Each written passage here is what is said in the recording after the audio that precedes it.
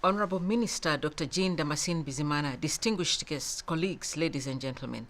First, I would like to extend my sincerest thanks to the organizers of this event, commemorating the second International Day for Countering Hate Speech. As the United Nations focal point on hate speech, I'm encouraged by such efforts at the country level and honored to be addressing you today. On the 7th of April this year, we marked the 29th anniversary of the genocide against the Tutsi in Rwanda. On that day, we remembered the events that began on the same date, in April 1994, when more than 1 million people, overwhelmingly Tutsi, but also moderate Hutu, and others who opposed the genocide, were deliberately and systematically killed in 100 days. On that day, too, we remembered one other thing: our collective failure to prevent and protect humanity from the scourge of this crime. Yet, on that day, we reflected on the lessons of that stain on our collective memory. So, distinguished guests, ladies and gentlemen, since the genocide against the Tutsi in 1994, Rwanda has made remarkable progress in transcending the traumatic experiences of its past. It has reconstructed the nation politically, socially, and economically through efforts to promote justice, peace, and reconciliation. It has also embarked on a long-lasting healing process. All these are important steps to unite people torn by atrocity crimes. They require inclusion, they require representation, and they require respect for human rights of all. The independent inquiries into the actions of the United Nations during the tragedies of Rwanda and the Balkans in the 1990s demonstrated in the worst possible way that the international community had failed to protect the populations of these countries and had to do more to prevent genocide. Following these reports, in 2001, the United Nations Security Council invited the Secretary General to refer to the Council information and analysis within the United Nations system on cases of serious violations of international law and on potential conflict situations arising from ethnic, religious, and territorial disputes and other related issues. In 2004, on the 10th anniversary of the genocide against the Tutsi in Rwanda, the Secretary General launched an action plan to prevent genocide, and in consideration of the previous Council's request, he appointed the first special advisor on the prevention of genocide, establishing the office I lead now.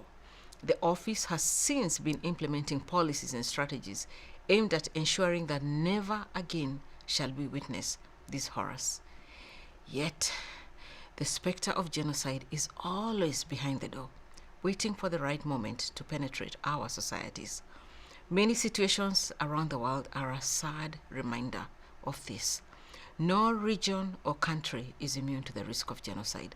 Also, genocide does not take place in a vacuum. We must all renew our efforts and be alert to the risk factors and the warning signs of genocide and related atrocity crimes if we are really determined to live up to our commitment to protect future generations from these crimes. This includes countering increasing trends in hate speech that is spreading at alarming rates, especially online, contributing to division, discrimination, and even violence and conflict. So I will say this over and over again. Hate speech is not a joke. It can be lethal. So we all know too well how it preceded and contributed to the 1994 genocide against the Tutsi in Rwanda.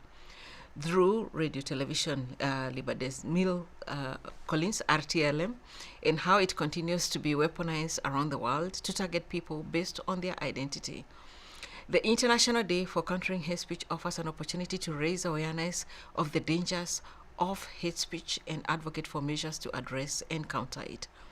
At the United Nations, we are committed to tackling hate speech as an indicator of societal polarization and a trigger of genocide and other atrocities, in full respect of fundamental rights and of freedom of expression in particular.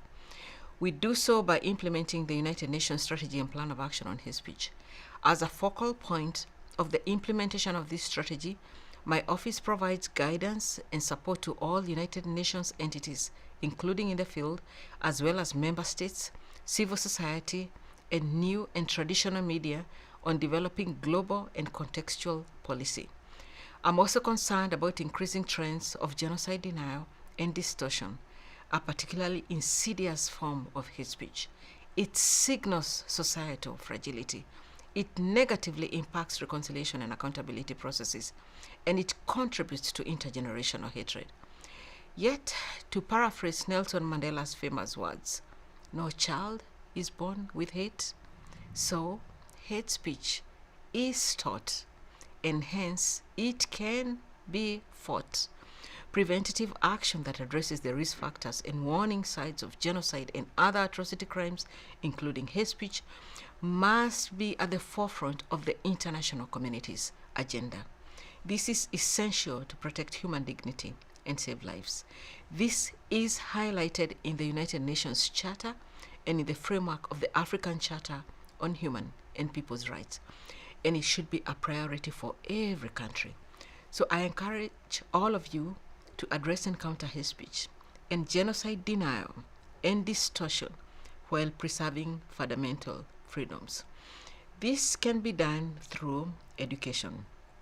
Teaching new generations about past genocides and the process that led to their commission is important. It can help instill in learners the importance of standing up against hate, dehumanization, and discrimination against populations based on identity. Education that is based on facts and science, that promotes empathy and inclusion, helps us create societies in which division and hate will never prevail. It can also enable us to strengthen our digital literacy skills to reject those who spread hate online. The best way to honor the victims and survivors of the 1994 genocide against the Tutsi in Rwanda is to make sure that no one else endures the suffering of genocide. On this year's International Day for Countering Hate Speech, I call on you once more to remember, unite, and renew our efforts to prevent this heinous crime. Thank you.